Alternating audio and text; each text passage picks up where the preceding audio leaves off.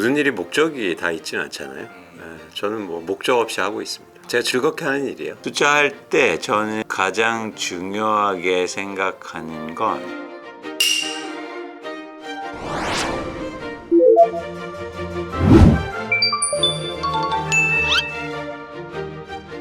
흔히들 이제 서울에는 더 이상 집 지을 곳이 없다 이런 얘기를 지난 상승기에도 굉장히 많이 했었거든요. 특히 90년대 이후에 지어진 아파트들의 이제 용적률이 기본적으로 높다 보니까 이제 새 집 공급, 새 가구가 순수하게 증가하기는 어렵다. 뭐 이런 얘기들을 하더라고요. 여의도처럼 뭐 과밀화를 과거하고 막 40층, 50층 이런 식으로 전부 풀어줄 수도 없는 노릇이고 이게 서울 집값의 지난 몇 년 동안 불패 신화의 근거로 좀 활용이 됐었던 측면이 있는데 이에 대해서 위원님 생각은 어떠신지 궁금합니다. 그러니까 서울 집값 사이클이 반복될 뿐 수요가 꾸준히 우상향하도록 이제 집값을 우상향하도록 밀어 올릴 수밖에 없을까요?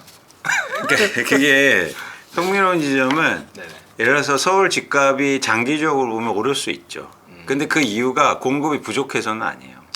그 이유는 투자 수요 때문이에요. 제가 계속 강조하죠. 그러니까 투자 수요가 있기 때문에 집값이 오르는 거지 절대 공급수가 모자라서 오르는 건 아니라는 거죠. 그런 차원에서는 반대로 투자 수요가 감소하면 집값은 떨어질 수 있다는 겁니다. 공급이 없어도. 예를 들어서 우리가 이게 왜냐면 자산화돼 있고 투자화돼 있기 때문에요. 투자화돼 있는 시장은 이런 투자 수요들이 가장 중요한 거거든요. 예를 들면 비견한 예로 뭐 제가 이렇게 얘기하면 또 야 부동산하고 어떻게 그런 걸 비교하라고 말씀하시지만 대표적으로 저희가 실체가 없는 투자 자수 중에 뭐가 있습니까? 코인이 있잖아요. 맞습니다. 코인의 가장 큰 특징이 뭡니까? 가치가 어디 담보돼 있지 않다. 코인에 예를 들어서 비트코인 같은 거는 추가적인 발행이 안 되잖아요. 그러니까 공급이 없는 거예요. 그렇다고 해서 비트코인 가격이 계속 올랐습니까? 수요가 줄고 또 갖고 있는 사람이 매물을 증가시키면서 사실 가격이 엄청나게 빠지기도 하잖아요. 네, 맞습니다. 이것처럼 사실은 투자 시장에서는 절대 공급이 중요하지 않아요. 매물의 양과 투자하는 사람들이 어떻게 할 건가가 증가할 거냐 감소할 거냐 이게 중요하다는 거죠. 그래서 그 연결고리를 같이 보시면 안 된다. 절대 공급이 없어도 가격은 빠질 수 있고 반대로 절대 공급이 많아도 가격은 오를 수 있다는 거예요. 그래서 서울에 전체적으로 막 공급 늘린다고 해서 재건축 재개발 엄청나게 하면 그럼 공급 많아진다고 집값 빠집니까? 아니에요. 그럼 투자 수요가 엄청나게 들어올 거 아니에요. 그러면 재건축 아무리 많이 해도 집값은 계속 오르는 거예요. 공급은 많아지는데. 아니 물론 공급을 무한정하면 언젠가 빠지겠죠. 막 100층 짓고 200층 지어. 투자 수요가 못 따라갈 테니까. 네. 근데 그러기엔 한계가 있잖아요. 그건 이제 베이스로 생각하시고 네, 그런 차원에서 여러분들이 변동 원리를 고민할 때 절대량은 아니다. 집값 오를 때 맨날 그랬잖아요. 서울에 집이 부족합니다. 뭐 피가 부족한 것도 아니고 집이 부족합니다. 부족합니다. 근데 집값 지금 왜 빠집니까? 집이 많이 생겼어요? 전혀 뭐 예. 아니요. 수요가 투자하는 사람들이 줄어들었기 때문에 집값이 빠지는 거예요. 그렇죠. 네, 그래서 이 절대 공급에 대한 맹신이라든지 그거에 대해서 잘못된 해석을 하지 않는 게 되게 중요하다. 근데 이게 직관적으로 들리잖아요. 맞습니다. 뭐라고 하냐면 집 많어 저거. 그럼 집값 올라 안 올라? 올라. 사. 이런 거예요. 직관적이죠. 맞습니다. 그러니까 많은 사람들이 거기에서 이제 매몰되는데 그게 집값의 변동성을 일으키지 않는다는 겁니다.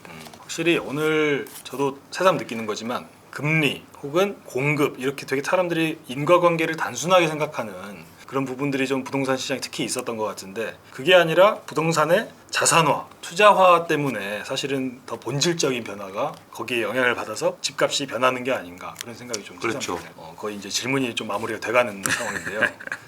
지난번 대담에서 가격이 제일 중요하다고 강조하셨던 말씀이 되게 저는 기억에 남습니다. 특히 온리 프라이스 한 5번 정도를 강조를 하셔가지고 가격 하락폭이 극심했던 작년 말부터 올해 초순까지 거래가 점점 늘어나는 걸 보면서 야 이게 정말 저렴해지니까 가격이 매수가 붙는구나 하면서 위원님의 말씀이 맞아 들어간다는 생각을 많이 했습니다. 근데 그때 말씀하신 것 중에 2023년 9월 기준 26%가 추가 하락하면 바닥 가능성이 있다. 그러니까 바닥이다라고 말씀하신 게 아니고 바닥 가능성이 있다라고 말씀을 해주셨는데요. 사실 최근 상반기 반등 때문에 이 조건에 들어가는 단지는 아직은 없지 않을까 싶어요. 현재 기준에서는 그렇죠. 네, 그렇기 그렇죠. 때문에 이제 거래량이 또 줄어들 겁니다. 그래서 네. 또 4월에 하락을 보시는 네, 그래서 작년 말하고 올해 1월 초에 일부 아파트가 그 단계에 들어간 게 있었어요.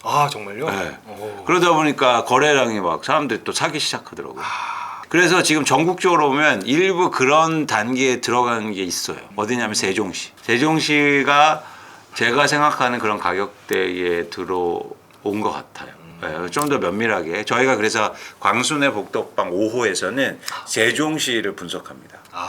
어쨌든 가격이 빠지면 다시 수요는 들어오게 돼 있다는 거죠. 네네. 그래서 그런 변화를 여러분들이 잘 보실 필요가 있고 그래서 제가 가격을 강조하는 겁니다. 저희 채널에서도 계속 그 전국의 부동산 가격을 좀 추적하는 컨텐츠가 하나 있는데 거기 보니까 세종시의 하락폭이 정말 심각하더라고요. 정말 제가 거기 실수요자의 만약 실거주 목적으로 집을 산 사람이면 밤에 잠이 안 올 것 같을 정도로 반토막이 난 집들이 수두룩하고 5월 광순회 복덕방 집중적으로 다룬다고 하시니까 5월에 나오지 않나요? 5월에 나옵니다. 한 달에 한 번씩 나오는. 아닙니다. 4월에 나오죠. 저 왜냐면 네네. 2주마다 한 번씩 내거든요. 2주에 한 번씩 나오나요? 엄청나죠.